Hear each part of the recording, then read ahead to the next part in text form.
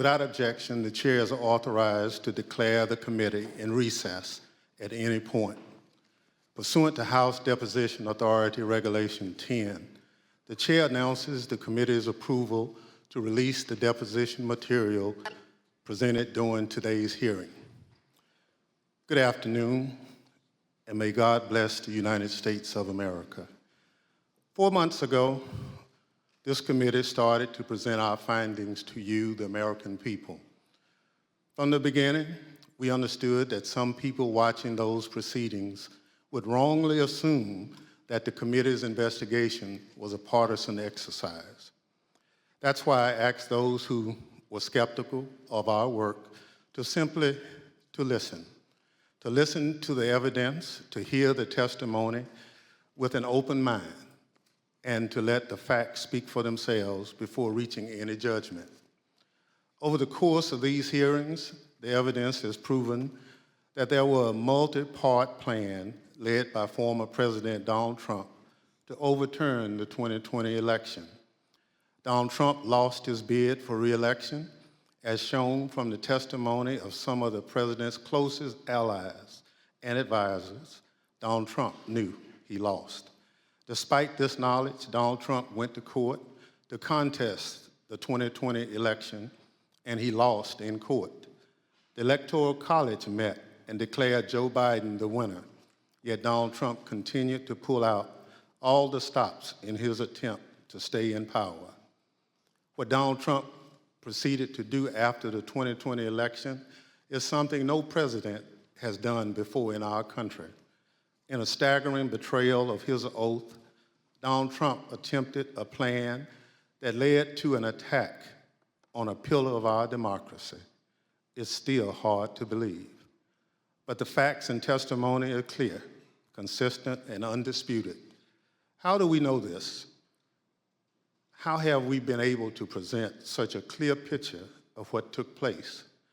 Because of the testimony we've heard and that we have presented to you through these proceedings, because of the documentary evidence we've gathered and also made available directly to you, the American people. When you look back at what has come out through this committee's work, the most striking fact is that all this evidence comes almost entirely from Republicans. The evidence that has emerged did not come from Democrats or opponents of Donald Trump. Instead, look at who's written and testified and produced evidence. Who has that been?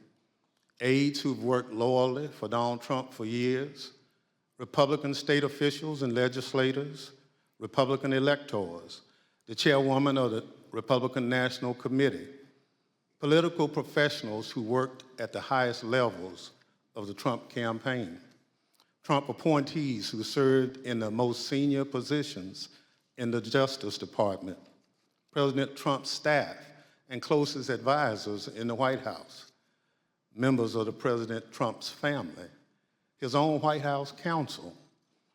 I've served in Congress a long time. I can tell you it's tough for any congressional investigation to obtain evidence like what we've received, least of all such a detailed view into a president's inner circle.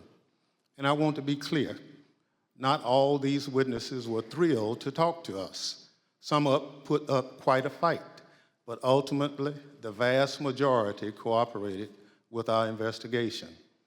And what we've shown you over the last 4 months has been centered on the evidence that has come overwhelmingly from Republican witnesses. So I say to you again, as I did in June, this investigation is not about politics. It's not about party. It's about the facts, plain and simple. And it's about making sure our government functions under the rule of law as our Constitution demands. Today, as in previous proceedings, my colleagues and I will present new evidence. That includes new testimony from additional Republicans who served in the Trump administration, never before seen footage of congressional leaders on January 6th working to coordinate the response to the violence and ensure the people's business went forward. New materials produced to the committee by the Secret Service, details about the ongoing threat to American democracy. Today's proceeding will also be grounded in the facts, but it won't look exactly like all our other hearings. We'll also take a step back and look at the evidence in a broader context, providing a summary of key facts we've uncovered. Facts relevant to former President Trump's state of mind, about his motivation, and about his intent. What did President Trump know? What was he told? What was his personal and substantial role in the multi-part plan to overturn the election? For those of you who've watched our prior hearings, some of this evidence will look familiar. For those of you tuning in for the first time, we'll summarize some of the most important facts, and we urge you to go online and watch our hearing in full. There's one more difference about today.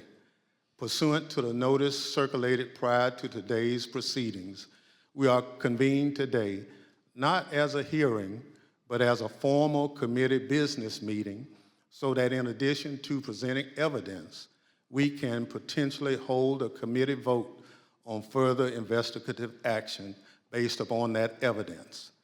Before we get to that evidence, I'd recognize our distinguished Vice Chair, Ms. Cheney of Wyoming, for any opening statement she'd care to offer.